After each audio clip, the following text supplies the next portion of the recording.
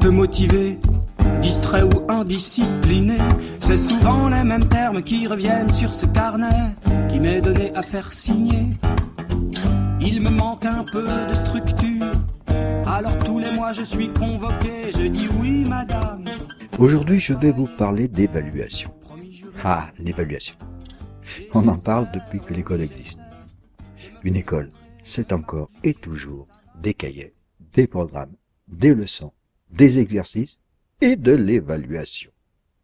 Dans ce cadre, sans cette dernière, le système ne fonctionne pas. Et on arrive de moins en moins à trouver une évaluation qui permette au système de fonctionner comme on voudrait qu'il fonctionne. Voyons d'abord quel est son rôle ou quel rôle on lui attribue dans l'école traditionnelle. Lorsque des apprentissages programmés sont censés se réaliser collectivement de par l'action d'un enseignant et de par ce qu'il fait faire aux enfants, il faut bien que l'enseignant vérifie si cela a abouti aux effets attendus. Si les effets ne sont pas ceux attendus pour tous les enfants, logiquement, cela signifie que l'action de l'enseignant n'était pas pertinente et qu'il faut qu'il la modifie. C'est ce que l'on appelle l'évaluation formative. Elle devrait être formative pour l'enseignant. Cela se complique quand l'évaluation fait percevoir que si une action a été pertinente pour quelques-uns, elle ne l'est pas pour les autres, ce qui est immanquable. Et ce qui devient même terriblement embarrassant quand les évaluations sont collectives et placées à des moments précis, éloignés les uns des autres. Comment alors retrouver à quel moment quelque chose s'est mal passé pour les uns ou pour les autres?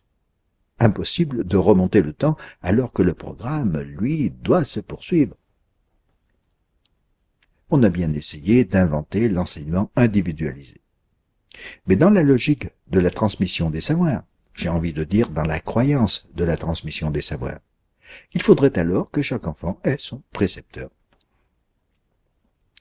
L'évaluation par compétence semble une solution rationnelle. Le problème, c'est que l'on ne sait pas exactement quel ensemble de compétences doit être mis en branle pour permettre telle ou telle performance.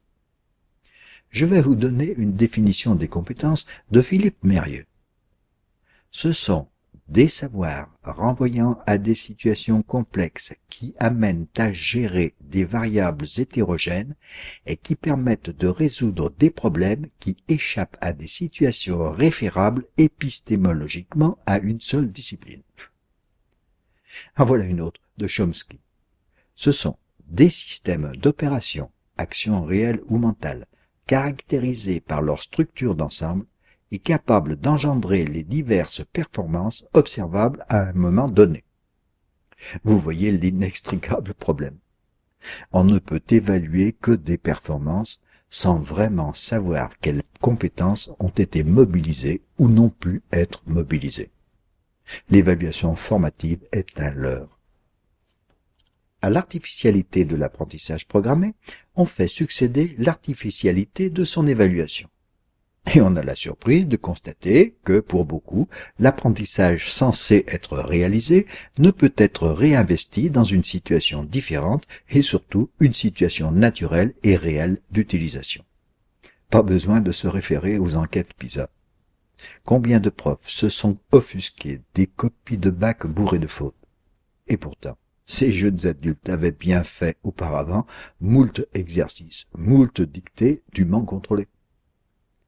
Quand les profs du collège constatent que beaucoup d'enfants ne savent pas lire, auparavant, leurs collègues de l'école primaire ont pourtant vérifié et constaté que les enfants pouvaient lire à haute voix la page du manuel du jour, pouvaient même donner les réponses attendues par le maître ou la maîtresse.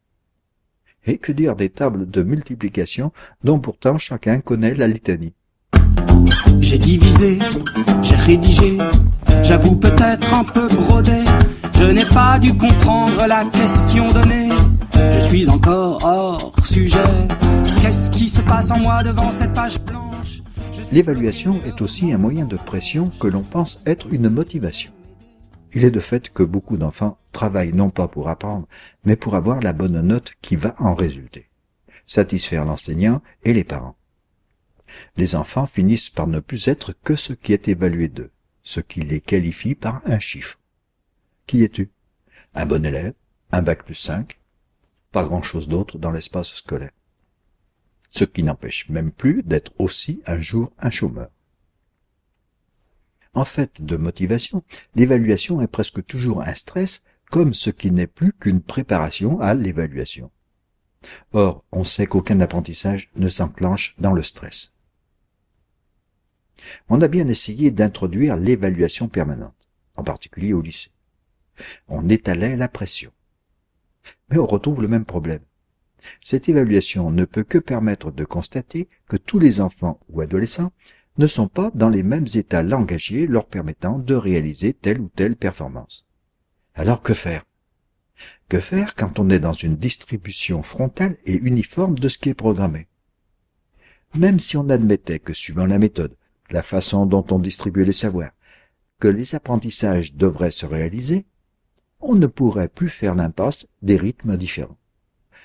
Il est prudent alors de faire ce que l'on appelle une évaluation sommative en fin de maillon ou en fin de la chaîne lors du bac, et soit faire repasser les non-conformes dans le maillon de la chaîne, c'est-à-dire les faire redoubler, soit les aiguiller dans des voies de garage que l'on ne cesse de créer, soit les jeter au rebut. C'est aussi un moyen de pression sur les enseignants, un moyen de comparaison dans la culture du résultat chiffré. Autrefois, le bon instit était celui qui obtenait de bons résultats ou certificats d'études, au certif.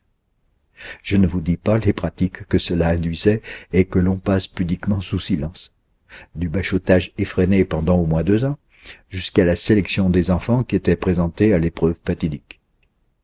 Certes, j'exagère un peu, mais pas tant que cela. Il fallait que les enseignants résistent à cette pression. Ce pourrait être enfin ce qui est nécessaire au système éducatif pour qu'il auto-évalue son efficience. Mais qu'évalue-t-il en sachant qu'à tel moment, tant d'enfants du même âge savent ou ne savent pas faire une multiplication? Il peut éventuellement le constater, mais cela ne lui donne aucune indication, ni sur la normalité ou la normalité de ce constat, ni sur ses causes. La seule conclusion qu'il pourrait en tirer, c'est que ses finalités, produire des diplômés, sa conception de la transmission des savoirs, sont erronées. Cela, c'est une autre affaire. On n'arrivera pas à trouver une forme d'évaluation qui soit satisfaisante. C'est tout simplement normal dans la conception d'une chaîne éducative industrielle. Dans les maillons de la chaîne, n'y passent pas des objets, mais des sujets. Si vous avez suivi les chroniques précédentes et si vous avez toujours en mémoire comment les enfants apprennent à marcher et à parler, vous devinez que l'évaluation n'est pas un problème dans une école du 3e type. Nous aborderons cela dans la prochaine chronique. Pour cette fois encore, je vais copier. J'ai pas envie, j'ai vraiment pas envie. Je vois pas ce que vient faire cette X plus 2 dans ma vie. J'abandonne.